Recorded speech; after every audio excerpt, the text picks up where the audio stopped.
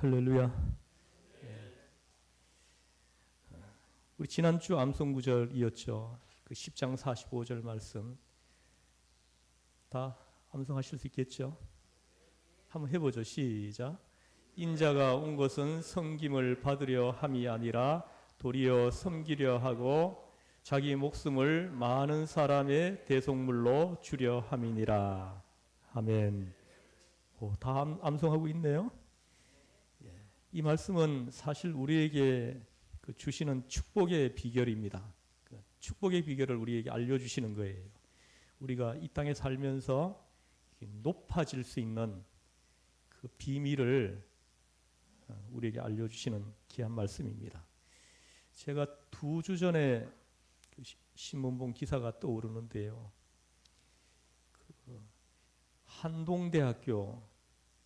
한동대학교에 그 113억을 이렇게 전 재산을 기부한 어느 분 이야기가 거기에 이렇게 기사에 나왔더라고요. 113억.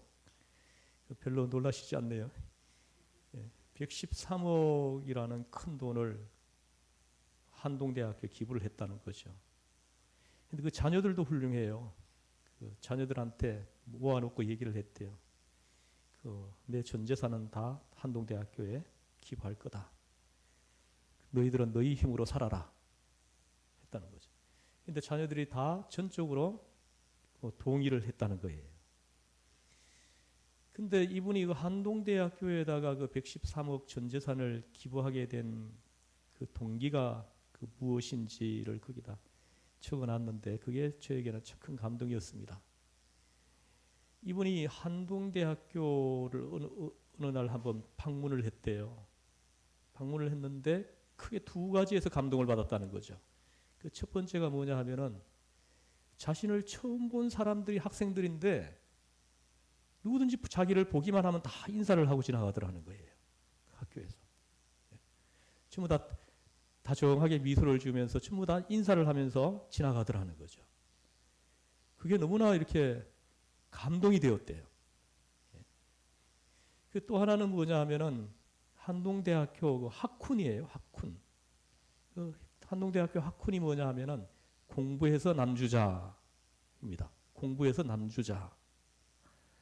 저도 한동대학교 그 학훈을 좀 전에부터 알고 있었던 학훈이지만은 너무나 좋은 학훈인 것 같습니다. 이분이 그 학훈을 보자마자 이 학교에다 기부해야 되겠다. 이런 생각을 딱 굳혔다고 하는 겁니다. 벌어서 남주자. 이런 마음으로 확 들어오더라는 거예요. 그러면 남을 주는데 누굴 주느냐? 이런 학교에 공부하려고 애쓰는 학생들한테 장학금으로 내놓는 것이 맞다 했다는 거죠. 그래가지고 전액 다 장학금으로 내놨습니다. 학생들. 공부해서 남주자. 얼마나 귀한 그 말입니까? 바로 오늘 이 말씀에 예수님이 하신 말씀하고 같은 말입니다. 인자가 온 곳은 섬김을 받으려 함이 아니라 도리어 섬기려 하고 자기 목숨을 많은 사람의 대속물로 주려 함이니라. 아멘. 예수님이 이 땅에 오신 것은 섬김을 받기 위해 온 것이 아니고 섬기기 위해서 왔다. 심지어 자기 목숨을 많은 사람의 대속물로 주기 위해서 왔다. 이렇게 말씀하시는 거예요. 우리를 위해서 자기를 내어주시기 위해서 이 땅에 오셨다라는 거예요. 우리는 얼마나 복받은 사람이에요. 그죠? 하나님의 아들이신 예수님이 나를 대신해가지고 십자가에 못 박아 피 흘려 죽기 위해서 이 땅에 오셨다라는 거예요. 할렐루야. 우리가 이렇게 큰 은총을 받은 우리 아닙니까? 그럼 그 감격이 우리한테 좀 있어야 되지 않겠어요? 그 감격. 나는 이렇게 은혜 받은 자다. 우리가 돈이 많고 적고 이것은 차후의 문제예요. 이 은혜를 깨닫는 것이 가장 귀한 일 아니겠습니까? 오늘 본문 말씀 44절 말씀을 같이 한번 읽어보겠습니다. 44절 말씀 시작. 너희 중에 누구든지 으뜸이 되고자 하는 자는 모든 사람의 종이 되어야 하리라. 예. 너희 중에 누구든지 으뜸이 되고자 하는 자는 모든 사람이 종이 되어야 할 것이다. 이렇게 말씀합니다. 이 말씀을 하시게 된 배경을 조금 살펴보면 세베대의 아들 야고보와 요한 이 두 명의 제자가 예수님께 나와서 부탁을 합니다. 우리가 구하는 것을 들어주세요. 이렇게 기도 제목을 말합니다. 그때 이제 예수님께서 내가 너희에게 무엇을 해주기를 원하느냐 이렇게 묻습니다. 그럴 때 이 세베대 아들들이 주의 나라가 임할 때 이제 주님이 왕이 되실 때 하나는 우편에 하나는 좌편에 앉게 해주세요. 요구하는 바가 무엇인지 구체적으로 얘기하는 겁니다. 그럴 때 예수님이 이제 그들을 책망합니다. 책망하시면서 주신 말씀이 44절 말씀이에요. 다시 한번 읽어보겠습니다. 시작. 너희 중에 누구든지 으뜸이 되고자 하는 자는 모든 사람의 종이 되어야 하리라. 아멘. 여러분 다 으뜸이 되시기를 주의 이름으로 축복합니다. 그런데 예수님께서 으뜸이 되는 비결이 뭐냐? 모든 사람이 종이 되어야 할 것이다. 이게 으뜸이 되는 비결이라는 거예요. 여러분, 이 말씀은 우리가 너무나 잘 알고 있는 말씀입니다. 동시에 너무나 멀리하고 있는 말씀입니다. 여러분, 섬기는 자가 되어야 한다. 봉사자가 되어야 한다. 남을 높이고 나를 낮추어야 한다.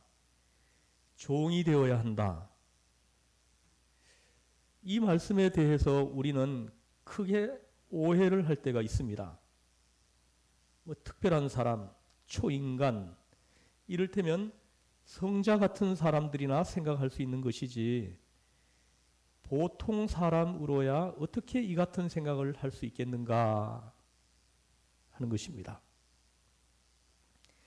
남이 가진 것도 빼앗는 세상인데 내 것을 남주다니 말도 안 된다고 생각을 합니다. 여러분은 어떻습니까? 여러분은 내가 남의 종이 되어야 한다고 생각해 보신 적이 있습니까? 지금까지 살아오면서 이런 생각을 해본 적이 있느냐 하고 물으시는 겁니다. 남을 섬기는 자로 살아야 한다고 생각해 본 적이 있느냐 하고 주님께서는 우리에게 물으시는 것입니다. 내가 양보하자, 내가 낮아지자, 받는 자가 아니라 주는 자가 되자, 이렇게 생각해 보신 적이 있습니까? 여러분, 우리는 으뜸이 되고자 하는 마음으로 꽉 차 있습니다. 남의 위에 올라서고자 합니다. 남보다 더 낫고자 하는 욕심으로 꽉 차 있는 것입니다. 여러분을 자신이 한번 살펴보십시오. 그러나 이런 마음으로 살기 때문에 남의 종이 될 것이라고 밑바닥에서 살아야 한다고 오늘 주님께서는 우리에게 지금 말씀하시는 겁니다. 그러한 생각을 품고 사는 우리들에게 주시는 말씀이라는 겁니다. 여기에는 심리학적으로도 매우 중요한 의미가 있습니다. 섬기려 하는 사람은 자유합니다. 그러나 섬김을 받고자 하는 사람은 신경질적이고 고달픕니다. 자신도 모르는 사이에 심리적으로 이미 노예 근성에 매여 있는 것입니다. 그러므로 섬김을 받고자 하는 사람은 결코 행복하지 않습니다. 불행한 인생을 살게 되는 것입니다. 오늘 예수님은 말씀하십니다. 높아지는 이래가 아니라 낮아지는 일에 으뜸이 되라 하시는 것입니다. 섬김받는 이래가 아니라 섬기는 일에 제일이 되라 하십니다. 우리의 욕망을 거기에 두고 살아야 한다 하시는 것입니다. 남을 위하여 봉사하고 결코 보답을 바라지 않는 마음을 가졌다면 그 사람은 행복한 사람입니다. 여러분, 보답을 바라지 말 것입니다. 다소라도 보답을 바라기 때문에 항상 문제가 생기는 것입니다. 일하기 전에 돌아올 보답부터 계산합니다. 이만큼 수고할 것이니 얼마나 주겠느냐, 이런 생각이죠.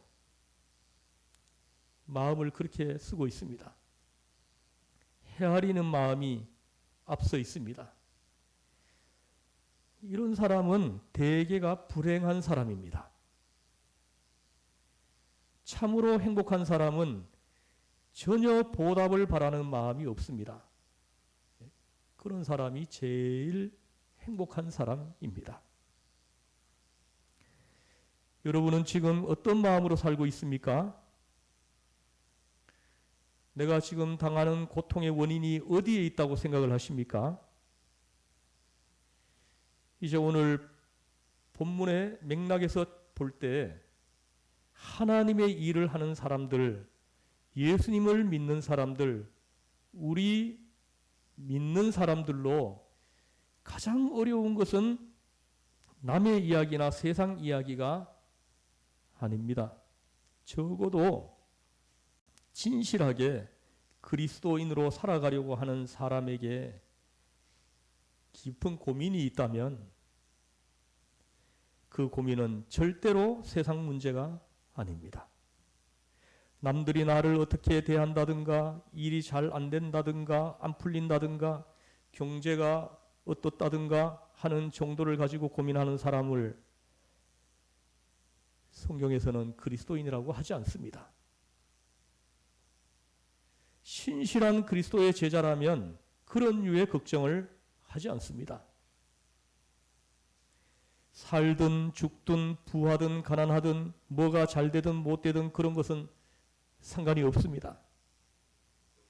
적어도 그리스도인이 가지는 가장 큰 고민은 무엇이어야 하겠습니까? 바로 자기 자신에 대한 고민이어야 합니다. 자기를 이길 수 없는 것이 그게 고민이어야 하는 것입니다. 자기 욕심, 자기 욕망, 자기라고 하는 것이 꿈틀거리기 때문에 자신과의 싸움이야말로 가장 치열한 싸움이요, 실패하는 싸움이요, 연전연패에서 가슴을 치게 되는 싸움인 것입니다. 여러분, 내 자신을 놓고 고민을 얼마나 많이 해보셨습니까? 어떤 종류의 고민을 해보셨습니까? 아직도 물질에 대하여 고민하십니까? 아직도 대접받지 못하는 데 대하여 고민하십니까? 사람 취급받지 못하는 데 대하여 고민하십니까? 여러분의 고민이란 고작 그런 것입니까? 그렇다면 아직도 시시한 고민을 하고 있는 것입니다. 아직도 유치한 고민을 하고 있는 것입니다. 아직도 그리스도인 된 참 행복이 무엇인지를 체험해 보지 못한 교인인 것입니다. 사람이란 그가 하고 있는 고민이 무엇인가에 따라 값어치가 평가되는 법입니다. 여러분, 지금 무엇을 고민하고 있습니까? 가장 큰 고민은 자신에 대한 것입니다. 예수님께서 말씀하십니다. 마태복음 16장 24절에서 아무든지 나를 따라오려거든 자기를 부인하고 자기 십자가를 지고 나를 쫓을 것이니라. 마태복음 10장 38절에서 자기 십자가를 지고 나를 쫓지 않는 자도 내게 합당치 아니하리라. 나라고 하는 문제, 소위 자기 처분, 내가 나를 어떻게 취급하느냐 하는 것이 참으로 큰 문제임을 말씀하시는 겁니다. 특별히 예수님을 믿고 충성, 헌신, 봉사한다고 할 때 여기에도 시험이 있습니다. 바로 자기가 시험이 됩니다. 무의식 중에 자기 본의로 돌아가는 것입니다. 툭 하면 낙심하게 되는 것은 자기 본의로 교회 일을 하고 있기 때문입니다. 알아준다느니 몰라준다느니 그런 것이 아직도 문제가 된다면 말입니다. 이러한 분이 있다면 아직도 자기 본의이기 때문입니다. 아직도 예수님의 귀한 뜻과는 먼 거리에 있기 때문입니다.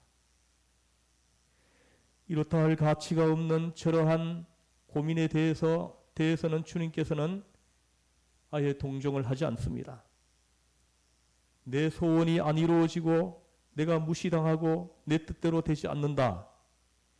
이런 고민에 빠지는 것은 나라고 하는 존재 때문입니다. 으뜸이 되고 싶고 크고 싶고 이기고 싶어 열심히 하는 것이요. 남의 위에 올라앉고 싶어서 생기는 고민인 것입니다. 내가 더 칭찬받고 참 불행한 일입니다. 예수님께서도 누가복음 6장에서 칭찬받는 자에게 화가 있을 것이다. 그렇게 말씀했습니다. 여러분 너무 칭찬받으려고 하지 마세요.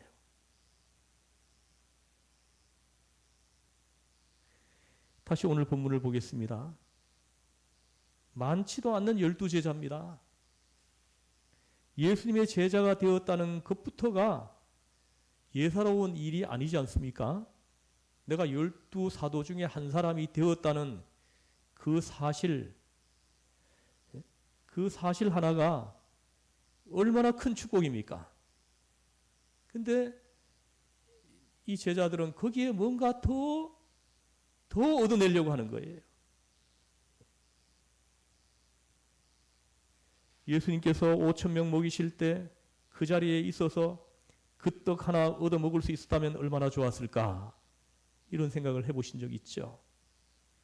그 빈들에서 도시락 하나, 물고기 2마리와 보리떡 5개 가지고 5,000명을 먹이고도 12바구니를 남기신 그 엄청난 사건, 그 현장 속에 내가 한번 있어 봤다면 어땠을까? 한번 여러분 그런 생각을 안 해보셨습니까?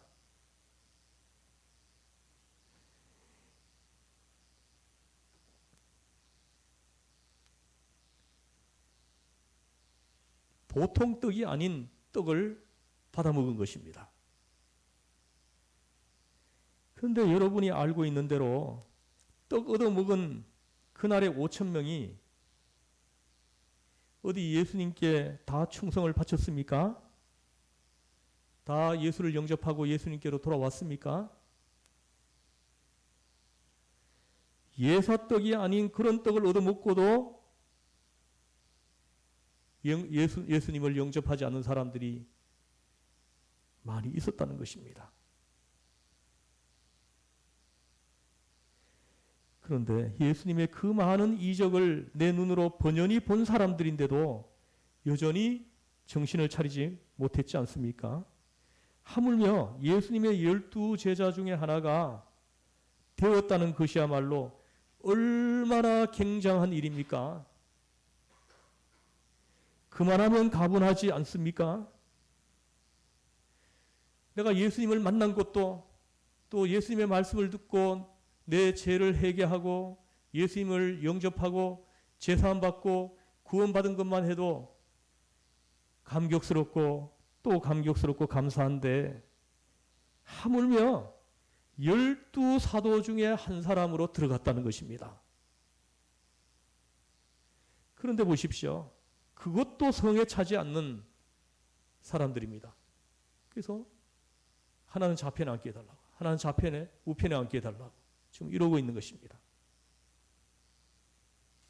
이 사람의 욕심이라는 것이 정말로 이렇듯 끝이 없단 말입니까? 예수님의 우편에 앉느냐, 좌편에 앉느냐, 나중에는 예수님의 위에까지 올라 앉으려 할는지 모를 일입니다. 지금 많죠? 예수님의 자리에까지 올라 앉아 있는 사람들이 얼마나 많습니까?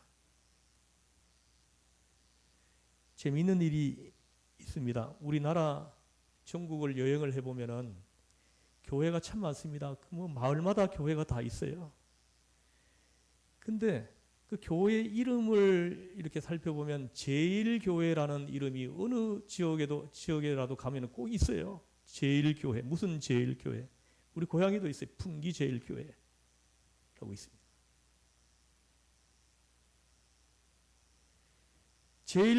제일교회뿐입니까? 뭐 중앙교회도 있어요. 중앙교회. 무슨 중앙교회? 어디에 가나 쉽사리 찾아볼 수가 있는 이름입니다. 중국 사람들이 하는 소리 있죠. 지구의 중심이래요, 자기들이. 지구의 중심이기 때문에 중화민국이다. 그러고 있습니다. 이런 현상들이 모두 으뜸이 되고자 하는 마음에서 비롯된 것입니다. 그런데 예수님께서는 이렇듯 제일이 되고자 하는 마음을 무조건 비판하고 물리치신 것이 아닙니다. 우편에 앉겠다, 좌편에 앉겠다 하고 욕심을 보였을 때 이놈아 정신 나간 소리 하지 마라. 그따위 생각 가지고 나를 따르면 못 써. 이런 식으로 나무라시지 않았습니다. 포기하지 말라고 하셨습니다. 제일 되라고 하시는 겁니다. 제일 되겠다는 마음 나쁘지 않다고 하십니다. 그러나 종이 되는데 제일이 되라고 지금 하시는 겁니다. 남을 섬기는 그 일에 제일이 되라고, 으뜸이 되라고 지금 하시는 겁니다. 섬기는 일에 으뜸이 되라고 하십니다. 이름도 없이 빛도 없이 수고하는 데에 으뜸이 되라 하십니다. 순교하는 데에 으뜸이 되라고 하십니다. 오늘 주님께서 지금 제자들에게 이 말씀을 주시고 있어요. 주님께서 제자들에게 주신 이 말씀은 과연 그대로 되었습니다. 그 사도행전 12장에 보면 지금 여기에서 우편에 앉게 해달라, 좌편에 앉게 해달라 이렇게 예수님께 그 요구했던 야고보, 두 형제 중에 한 사람이죠. 야고보, 요한. 이 야고보가 사도행전 12장에 보면은 12명의 사도 중에 제일 먼저 순교하는 장면이 그 기록되어 있습니다.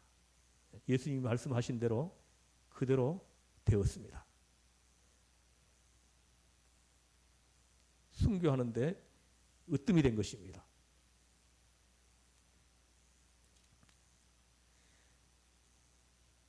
주님께서 그 소원을 들어주신 것입니다. 높아지는 이래가 아니라 낮아지는 일에 으뜸이 되라 하십니다. 섬김을 받는 이래가 아니라 섬기는 일에 제일이 되라 하십니다. 우리의 욕망을 거기에 두라는 겁니다. 여러분, 이 주님의 말씀을 마음에 품고 여러분 한번 살아보십시오. 믿음의 길을 걸어가 보십시오. 여러분의 인생이 달라질 겁니다. 여러분의 인생에 기적이 일어날 것입니다. 틀림없어요. 왜냐하면 주님의 말씀이기 때문입니다. 주님 분명히 말씀합니다. 으뜸이 되고자 하는 사람은 낮아질 것이다. 이거는 심판을 얘기하는 거예요. 으뜸 되려고 하는 사람, 높아지려고 하는 사람은 낮아지게 될 것이다. 예수님은 지금 심판을 말씀하시는 거예요. 높아지려고 하는 사람에게. 그러나 예수님은 종이 되려고 하는 사람, 낮아지려고 하는 사람은 높아지고 으뜸이 될 것이다. 높아지는 비결을 지금 동시에 말씀해 주시고 있는 거예요. 그럼 여러분 이 둘 중 어느 것을 마음에 품고 여러분들 살아가는 것이 지혜로움일까요?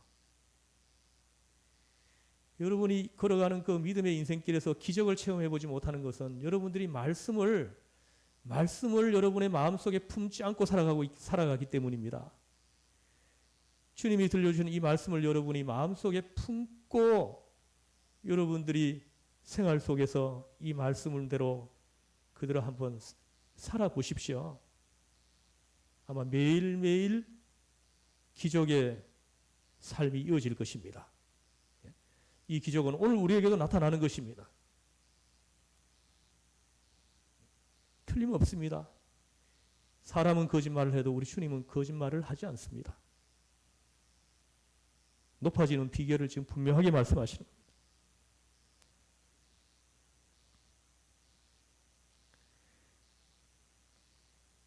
남을 위하여 봉사하고 결코 보답을 바라지 않는 마음을 가졌다면 우리는 행복한 사람입니다. 여러분, 행복이 무엇입니까? 성경에서는 뭐 돈을 많이 소유해야 행복한 사람이다 이런 말 하는 곳 성경 66권 어디에도 없습니다. 남을 위하여 살면서 봉사하면서 헌신하면서 다른 사람들을 위해서 내 인생을 내어주면서 희생하면서 보답을 바라지 않는 마음을 가지고 있는 사람이라면 그 사람이 행복한 사람이다. 이렇게 말씀하시는 겁니다. 여러분, 보답을 바라지 말 것입니다. 다소라도 보답을 바라기 때문에 문제인 것입니다. 일하기 전에 돌아올 것부터 계산합니다. 이만큼은 수고할 것이니 얼마 주겠느냐? 이런 생각이죠. 우리 지난번에 저 설교했죠. 제자들이 예수님이 뭐 부자가 천국에 들어가는 것이 낙타가 바늘기로 빠져나가는 것보다 어렵다 하고 말씀하시니까 제자들이 그렇다면 천국 갈 사람이 누가 있겠습니까? 하니까 예수님이 사람은 할 수 없지만 하나님은 할 수 있다. 이렇게 말씀했어요. 그때 제자들이 우리는 배도 버리고 그물도 버리고 아버지도 버리고 어머니도 버리고 다 버리고 주님을 따랐습니다. 그러면 우리에게 어떤 보상이 있겠습니까? 그 보상이 무엇인지 물어보지 않습니까? 그 보상을 바라는 마음을 품고 있기 때문에 그들이 불행한 것입니다.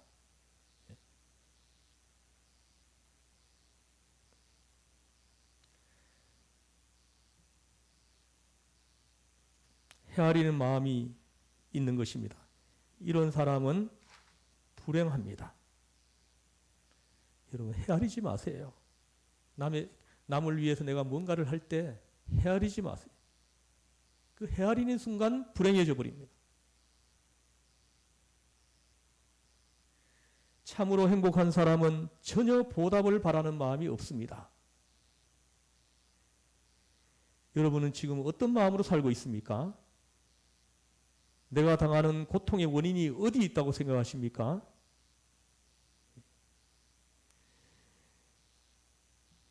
이제 중요한 원리를 말씀드리겠습니다. 종이라는 것이 무엇입니까?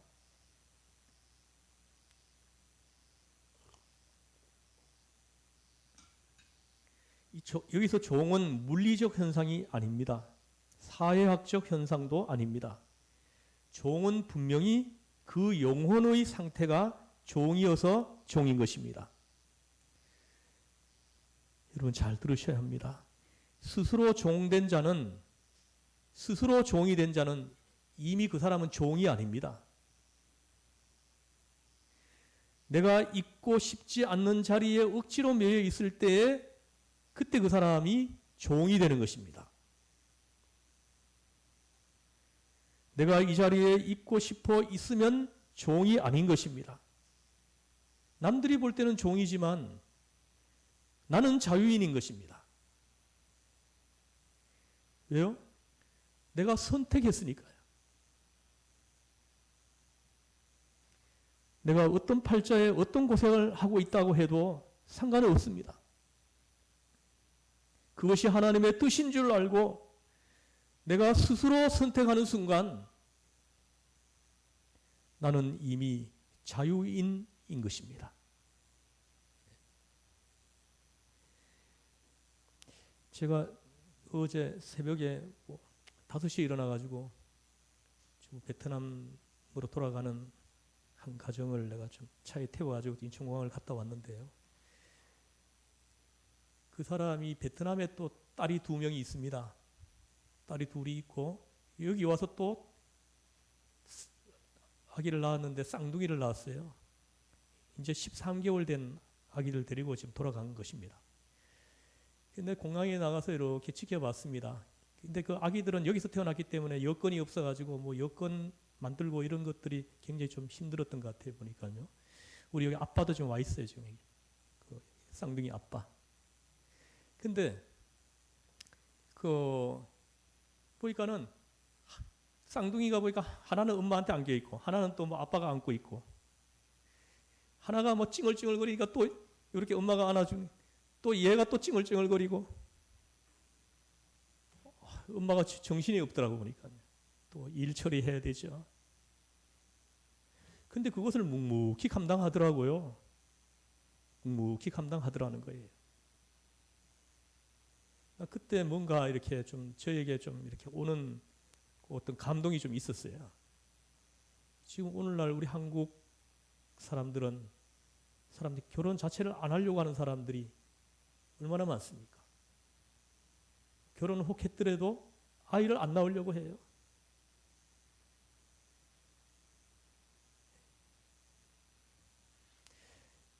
이게 무슨 현상입니까? 내가 묵묵히 감당해야 될 것이 있는데 우리가 인생길을 걸어가려면은 기독교인으로서 믿는 사람으로서 묵묵히 감당하면서 가야 되는 것들이 있어요. 근데 그걸 안 감당하려고 하는 거죠.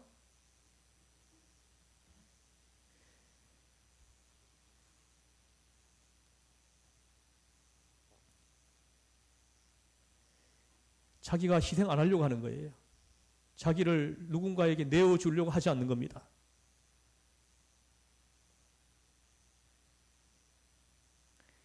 결국은 자기가 지금까지 공부한 그 모든 것들이 자기를 위해서 한 것, 자기를 위해서 한 거죠.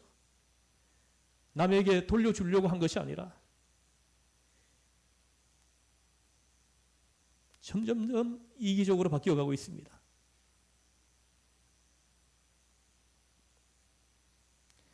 그런 사람들은 다 지금 노예입니다. 종인 것입니다. 뭐든지 억지로 하려고 하니까 종인 거죠.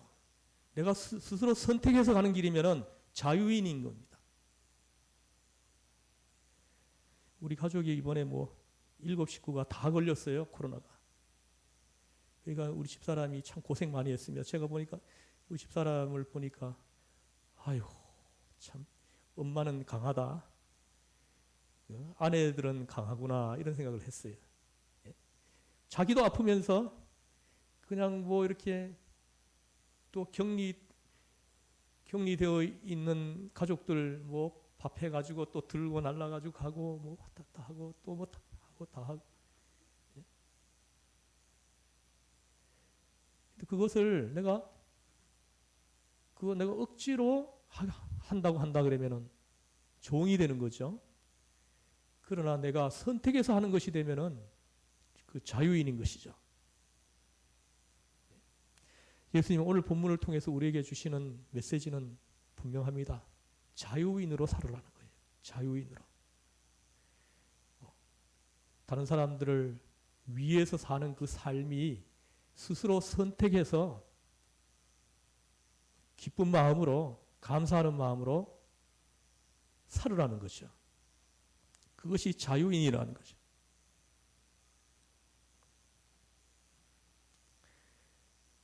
내가 원치 않는 자리에 있다면 정말로 괴로운 것입니다. 원치 않는 곳에 억지로 매여 있으면 바로 그 시간은 종인 것입니다. 총장 자리도 회장 자리도 그 자리가 종이 되는 것이에요. 종입니다. 아무리 높은 지위라도 노예 상태라는 것을 잊어서는 안 됩니다.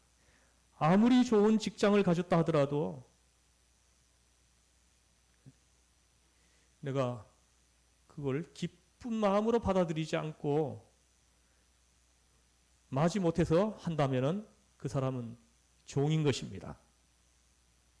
어떤 직장이라도 정말로 사람들이 하기 싫어하는 그런 좀 힘든 그런 직장이라고 해도 내가 스스로 선택해서 기쁜 마음으로 한다면 그 사람은 자유인인 것입니다. 행복한 사람이에요.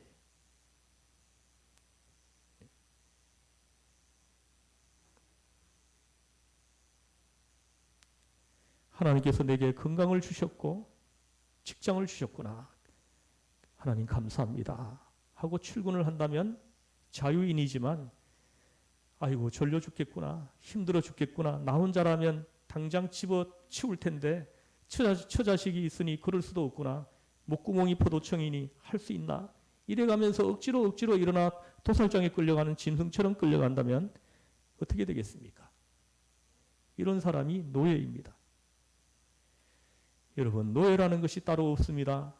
여러분이 어떤 결혼 생활을 하든지 어느 처지에 있든지 그 자리를 오늘 내가 선택하십시오. 오늘 스스로 선택하고 스스로 결정하십시오. 그러면 자유인일 것입니다. 내가 어떤 처지에 있더라도 그렇게 되지 말았어야 했다고 생각을 하는 순간에 스스로 종이 된다는 것입니다. 영원히 풀려나지 못하는 노예인 것입니다. 갈라디아서 5장에서 사도 바울은 선포합니다. 그리스도인은 자유인이라고. 그리스도인은 자유인입니다.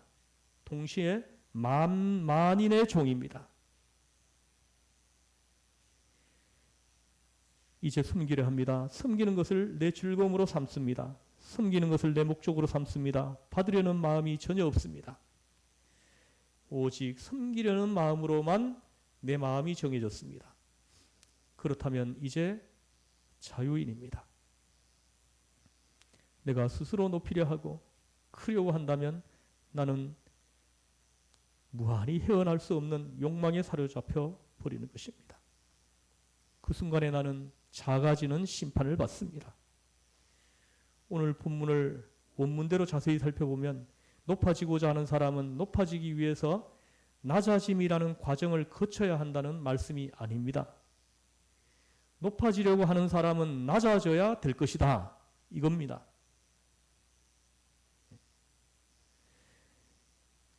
높아지려고 하는 사람은 낮아질 것이다. 이것은 심판입니다. 으뜸이 되고자 하는 사람은 기어이 가장 낮은 사람이 될 것이다. 섬김을 받으려고 바득 애쓰는 사람을 두고 봐라. 반드시 남을 섬기는 사람이 되고 말 것이라고 하는 심판입니다. 섬기는 사람이 되어 있다라는 거예요.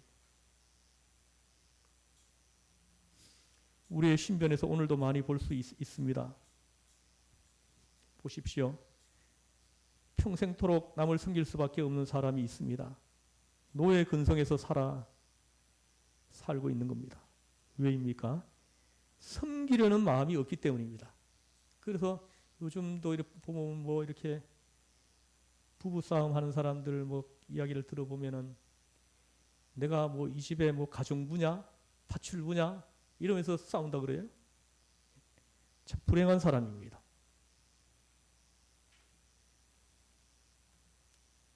내가 그러면 이 식구를 먹어 살리기 위해 가지고 내가 있는 종이냐?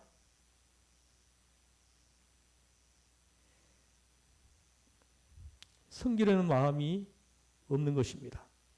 깨끗한 마음으로 섬기려는 사람은 자유인일 뿐더러 자연히 높은 위치에서 살아가게 된다 하는 것을 말씀하시는 겁니다. 여러분 지금부터라도 주님의 이 말씀대로 한번 살아보세요. 어디 가든지 낮아져가지고 종이 되어가지고 여러분 섬겨보세요. 근데 그것을 억지로 하지 말고 억지로 하지 말고 스스로 선택해서 하는 겁니다. 자유인으로서 섬기는 것입니다. 한번 해보세요. 그럼 여러분 앞에 앞으로 1년 후에, 5년 후에, 10년 후에 여러분이 정말 상상도 할 수 없는 그런 기적을 여러분들이 만나게 될 것입니다. 틀림없습니다. 주님이 하신 말씀입니다. 로버트 슐러 목사님이 계시는데 이분이 늘 쓰는 말 가운데 아주 재미있는 한마디가 있는데요. 지도자로서 성공한 사람, 그리고 대단한 것은 아닐지라도 일반적으로 성공했다고 하는 사람에게는 두 가지 특징이 있다고 했습니다. 하나는 비이기심이고 하나는 남을 도우려는 정열이 가득 차 있다는 것입니다. 사실입니다. 다소라도 남을 돕고자 하는 마음, 이기심에서 벗어난 사람만이 높아진다는 것이죠. 지도자가 된다는 것입니다. 이기심에 매여 있는 사람은 절대로 높은 곳에 서 있지 못한다는 것입니다. 오늘 예수님께서 말씀하셨습니다. 45절 말씀을 같이 다시 한번 하죠. 시작. 인자가 온 것은 섬김을 받으려 함이 아니라 도리어 섬기려 하고 자기 목숨을 많은 사람의 대속물로 주려 함이니라. 아멘. 예수님이 이 땅에 오신 것은 섬김을 받으려 온 것이 아니고 섬기러 왔다. 그래서 직접 예수님이 요한복음 13장에서 대야에다가 물을 떠가지고 수건을 허리에 동이고는 제자들의 발을 일일이 씻어주시지 않았습니까? 이것은 따르는 제자들에게 그렇게 살라는 겁니다. 세상에 들어가면 가정에서, 직장에서, 어디서든지 이렇게 살으라는 겁니다. 이렇게. 그들이 세상을 바꿀 거라고 얘기하는 것입니다. 그들이 세상을 변화시킬 거라는 것이죠. 한번 해보십시오. 여러분들이 가는데도 여러분들이 있는데도 그 가정이, 직장이 변화가 안 생긴다 그러면, 따뜻해지지 않는다면 여러분 다 가짜들이죠. 가짜들을 하나님이 마지막 때에 다 솎아낼 거라고 말씀했어요. 가라지 비유를 통해 가지고 추수 때에 가짜들을 다 솎아내서 불에 던질 것이다 말씀했습니다. 또 그물 비유를 통해 가지고 다 추려낸다는 거죠. 이게 얼마나 무서운 말씀입니까? 심지어는 자기 목숨을 많은 사람들의 대속물로 주려 함이니라 이렇게 말씀합니다. 많은 사람들을 제사함과 구원을 얻게 하려고 자기 목숨을 내어주기 위해서 오셨다 이렇게 말씀하시는 겁니다. 여러분들이 이런 마음으로 이런 이제 심정을 가지고 여러분들이 오늘부터 살아가시기를 주의 이름으로 권면합니다. 한번 해보세요. 여러분 인생에 어떤 일이 일어나는지 나중에 간증할 일들이 많이 생길 것입니다. 오늘 이 말씀을 여러분 마음에 잘 품고 자꾸 되새김질을 하면서 일상생활에서 이 말씀이 내 삶 속에서 그대로 자꾸 나타나도록 여러분들이 기도하면서 이렇게 한번 해보시기를 주에서 여러분 축복합니다. 기도하겠습니다. 하나님 아버지, 너희가 높아지려고 하느냐? 그러면 낮아지라. 으뜸이 되고 싶으냐? 그러면 종이 되어라. 이 땅에 살면서 으뜸이 되고 높아질 수 있는 비결을 예수님은 이렇게 말씀했습니다. 종이 되어라. 낮아져라. 하나님, 이 말씀이 내 인생에 복을 받는 축복의 비결이 되게 하여 주옵소서. 우리 주 예수님의 이름으로 기도드리옵나이다. 아멘.